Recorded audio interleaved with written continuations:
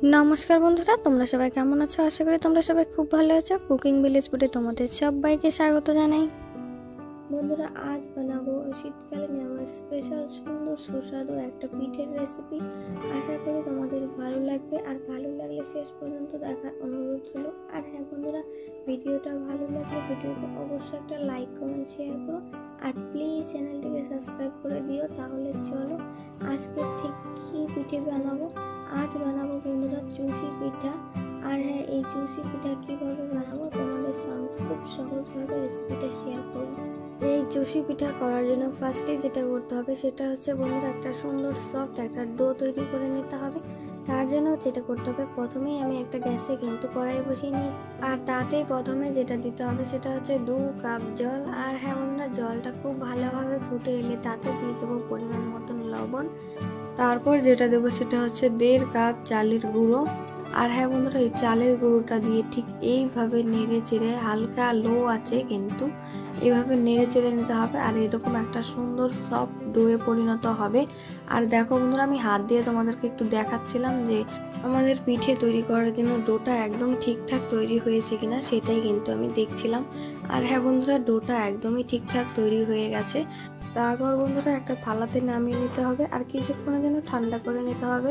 কিছুক্ষণ পরে বন্ধুরা হালকা উষ্ণ গরম থাকতে থাকতে এরকম সুন্দর একটা সফট ডো তৈরি করে নিতে হবে হাত দিয়ে।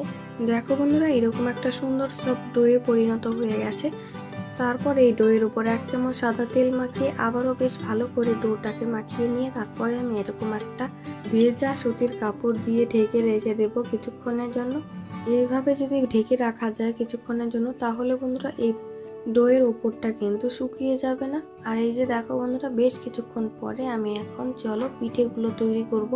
তার জন্য এই যে দেখো, কাপড়টাকে হালকা একটু সরিয়ে নিয়ে এখান থেকে আমি অল্প একটু লেচি নিয়ে নিয়েছি। তারপরে চলো আবারও এটা কাপড় দিয়ে ঢেকে রেখে দেবো, যাতে এর ওপরটা শুকিয়ে না যায়, সেটা কিন্তু খেয়াল রাখতে হবে।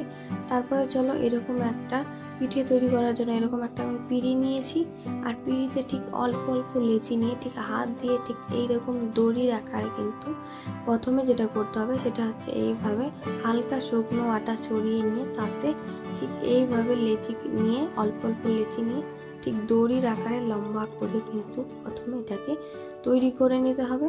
এই পিঠেটা তৈরি করা কিন্তু বন্ধুরা খুবই সহজ, তোমরা একবার দেখে নিলে কিন্তু খুব সহজে বানিয়ে ফেলতে পারবে।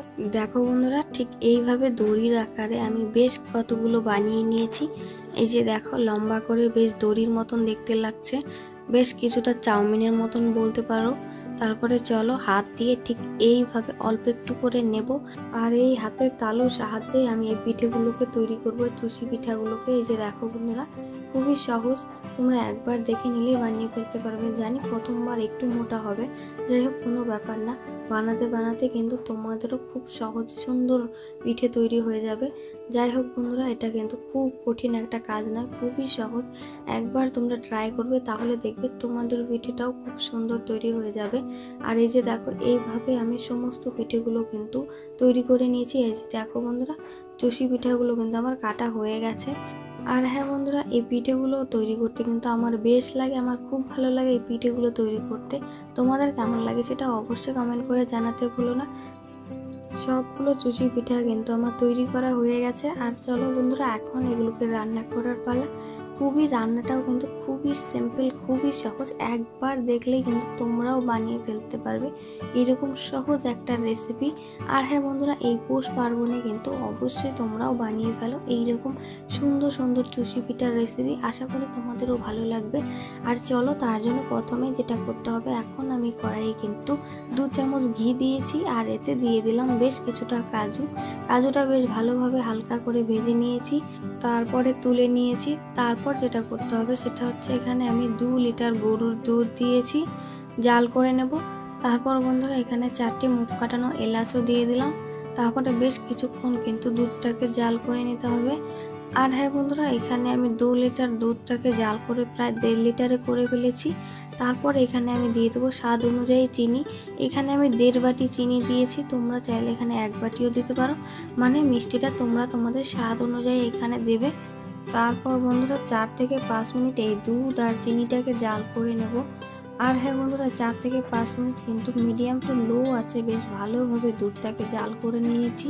তারপরে এখন এতে দিয়ে দেবো এই চুষি পিঠাগুলোকে। দেখো বন্ধুরা, আর হ্যাঁ বন্ধুরা, একেবারে কিন্তু ঢেলে দেওয়া যাবে না এই পিঠাগুলোকে, হাত দিয়ে কিন্তু এইভাবে ছড়িয়ে ছড়িয়ে দিতে হবে। তারপরে একটা চামচ দিয়ে কিন্তু ঠিক এইভাবে তলাটা নাড়িয়ে রাখতে হবে, না হলে কিন্তু এই পিঠেগুলো তলায় গিয়ে কিন্তু থিতিয়ে যেতে পারে। যাই হোক, সেটা কিন্তু অবশ্যই খেয়াল রাখতে হবে। ঠিক তারপরে এইভাবে হালকা হাতে আবারও সমস্ত পিঠাগুলোকে আমার এইভাবে বাকি সমস্ত পিঠেটা কিন্তু আমার দিয়ে দেওয়া হয়ে গেছে। আর দেখো বন্ধুরা, 4 থেকে 5 মিনিট সময় নিয়ে মিডিয়াম টু লো আছে এই পিঠেগুলোকে আমার রান্না করে নিতে হবে। আর দেখো বন্ধুরা, 4 থেকে 5 মিনিট পরে আমাদের এই পিঠে কিন্তু তৈরি হয়ে গেছে।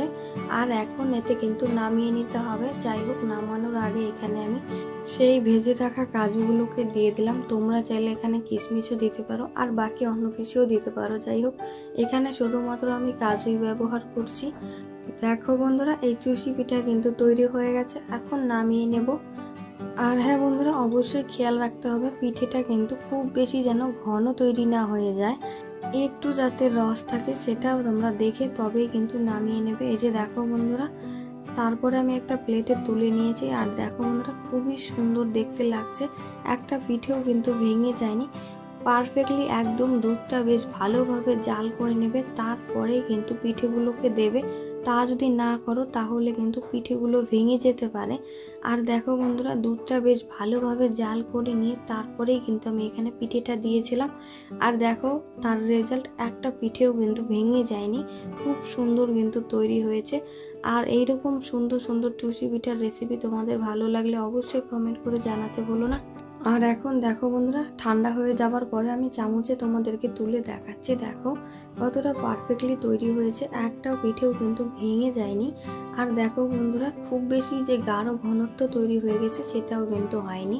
ঠিক এইরকম কিন্তু ঘনত্বের পিঠেটাকে নামিয়ে নিতে হবে। খুব বেশি ঘন করে নামালে কিন্তু সেটা তোমাদের পরিবেশন করতে সমস্যা হবে। যাই হোক, এই যে দেখো বন্ধুরা, এইরকম হালকা ঘনত্বের রাখলে কিন্তু পিঠেটাকে পরিবেশন করতেও বেশ ভালো হয়, আর সেটা খেতেও কিন্তু বেশ ভালো লাগে। এই যে দেখো, আজকের ভিডিওটা তোমাদের কেমন লাগলো সেটা অবশ্যই কমেন্ট করে জানাতে বলুন। আর হ্যাঁ বন্ধুরা, ভিডিওটা ভালো লাগলে ভিডিওতে অবশ্যই একটা লাইক কমেন্ট শেয়ার করো, আর প্লিজ চ্যানেলটিকে সাবস্ক্রাইব করে দিও। তোমরা সবাই ভালো থেকো, সুস্থ থেকো, তোমাদের সবাইকে টাটা।